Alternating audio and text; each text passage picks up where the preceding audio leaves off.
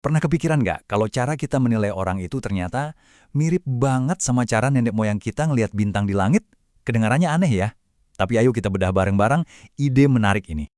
Jadi, gimana ceritanya menilai orang bisa disamain sama ngeliatin bintang? Tenang, ini bukan astrologi.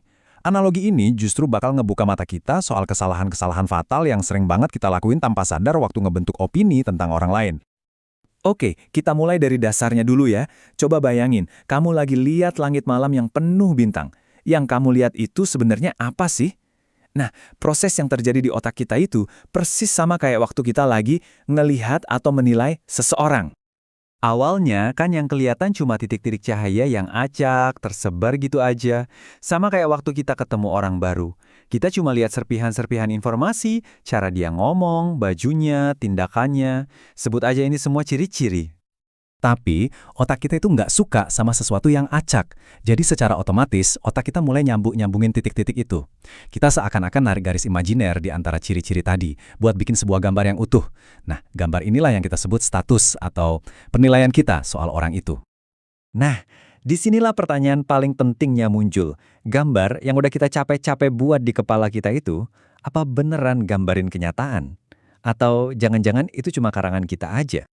Sekarang, kita bongkar yuk kesalahan pertama dan yang paling sering terjadi dalam proses ini, yaitu kecenderungan kita buat lupa sama satu hal yang super penting, konteks.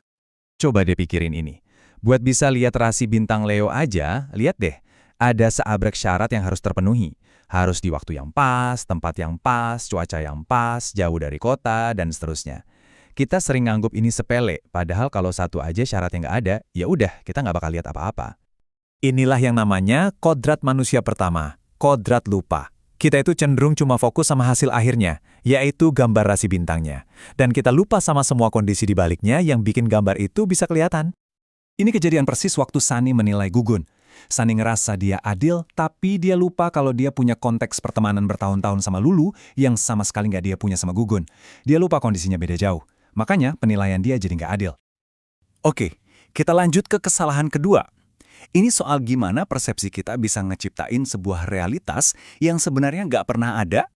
Dari kecil, kita kan diajarin ya kalau kumpulan bintang yang bentuknya kayak gitu, itu namanya Leo, si singa. Dan ya kita terima-terima aja itu sebagai fakta. Tapi coba, kita berhenti sejenak. Kita pertanyakan lagi, apa sih itu sebenarnya? Emangnya beneran ada singa raksasa di atas sana? Kenyataannya kan, secara ilmiah, itu cuma kumpulan bola gas super panas yang letaknya jauh banget satu sama lain, jutaan mil jaraknya. Sama sekali nggak ada hubungannya. Gambar singa itu murni ciptaan di kepala kita. Nah, inilah kodrat manusia yang kedua, kodrat salah. Kita sering keliru menganggap gambar yang kita ciptain, status seseorang, adalah kenyataan yang objektif, padahal itu cuma persepsi subjektif kita. Kesalahan terakhir yang mau kita bahas adalah, kenapa sih kita ngebuat gambar-gambar itu? Dari semua kemungkinan, kenapa harus gambar singa? Kenapa bukan yang lain?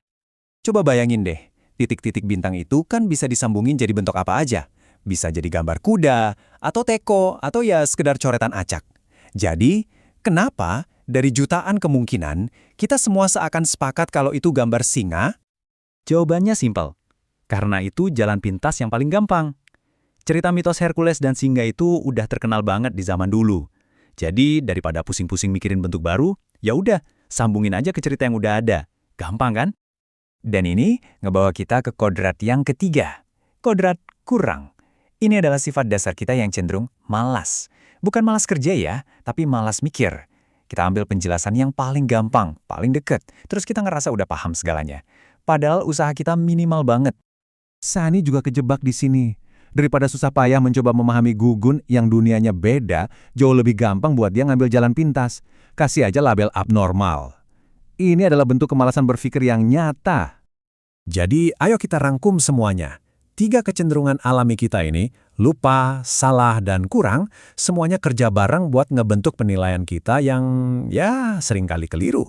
Jadi gini intinya, kita lupa sama konteks, terus kita salah karena nganggap imajinasi kita itu kenyataan, dan kita ngelakuin itu semua karena kita kurang usaha, alias ngambil jalan pintas. Inilah anatomi dari sebuah penilaian yang buruk, yang semuanya berakar dari sifat alami kita.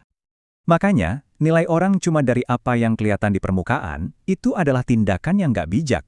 Itu sama aja kayak kita ngebiarin 3 kodrat, lupa, salah, dan kurang, ini ngendaliin kita.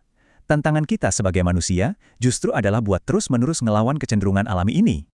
Pertanyaannya sekarang bukan lagi soal Sani atau bintang di langit. Pertanyaannya buat kamu.